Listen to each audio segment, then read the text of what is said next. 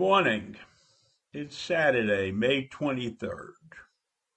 And I'm back on the air this morning to talk about a topic I have discussed before, and that's the whole unemployment system that's been delivering the relief checks and how screwed up the system was. They weren't prepared to do all the work, and they used wrong account numbers, and they made a myriad of small mistakes. But when you're dealing with 36 million people or more than that, small mistakes are large numbers.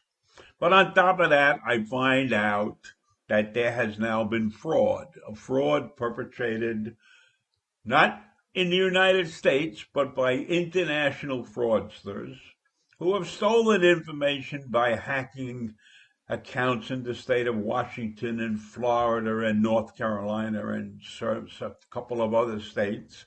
And they have used that information to siphon off relief funds that were designated to go to U.S. citizens who have lost their jobs. And the way this thing was uncovered was that there were many people who got a notice that they had received a relief check when they weren't even entitled to a relief check because they were still working. In Washington state alone, these criminals were able to get away with hundreds of millions of dollars before Washington state even realized what had happened. That's unconscionable. Isn't there some kind of checks and balances that make sense to people? One of Washington state's officials said it's a jaw-dropping figure. And it certainly is. And it's a brilliant scheme, and I'll tell you why I think it was a brilliant scheme. Because they sent money for people who were still working. They got money for people who were still working. Now think about that. If you're still working, you're not going to complain about not getting a check. So there would be no complaints. There wouldn't be a whole bunch of people complaining about not getting their checks if they're still working. So while I put your name in there, and I know that you're still working, or I think you're still working, and the government is going to pay me money, right? Then the person who has been impersonated is not even complaining. So that's a brilliant scheme. And you know what? We're at fault. The people who have this system designing it, and they're not even prepared to realize that they could have made a mistake because the person is still working. There should have been some way to determine that a person is not entitled to a check if they're still working, not entitled to an unemployment check. Forget about the $1,200 a person for hardship and all of that. We're talking about unemployment checks here. So there's big holes in this system. Big holes in this system that probably should be corrected before this whole relief situation took place, because the system is running every single day. So you're telling me that a person could apply for unemployment insurance check and get it even if they were working.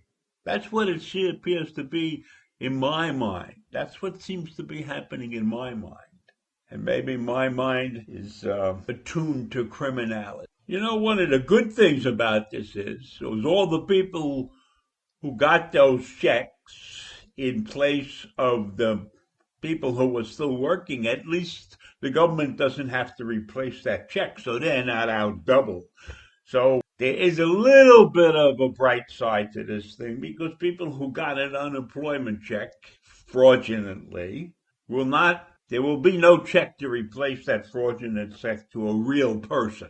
So that's a little bit of a blessing, whatever that means. Who knows how much money that really is. But at least somebody could say, well, you know, we don't have to send another check out. You know, it's even more ridiculous. There are some officials that think that the volume of claims is what allowed this fraud to take place. Yeah, that's a contributing factor. But it's obvious to me that the fraud situation existed long before this. It just didn't make sense for anybody to try and steal a couple of $100 from the system, right? Why would you waste your time trying to steal couple of $100? But when there's millions of dollars floating around, then it opens people's eyes up. So this these systems were ripe for fraud from the get-go because nobody really thinks about that when they design these things probably. And, they don't care. What's another couple $100 million when we are already $26 trillion in debt? So a couple $1 million is nothing. Nothing, right? So when they say it's the volume of activity that caused these systems to have problems, that's only partially true. The systems were not designed properly in the first place. I say that from my experience in technology. System works. They always work 99% of the time. It's that 1% you got to watch out for. And obviously, these systems were not designed to deal with 1%. And I'll tell you the truth about technology. Getting the job done is easy. It's the exceptions that will kill you. And in this case, we lost a couple $100 million. So what?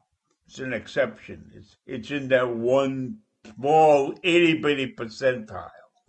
So that's all I have to say. It's very aggravating when I see technology fail this badly. So I'm going to say goodbye now, and I'll see you in the morning. Bye.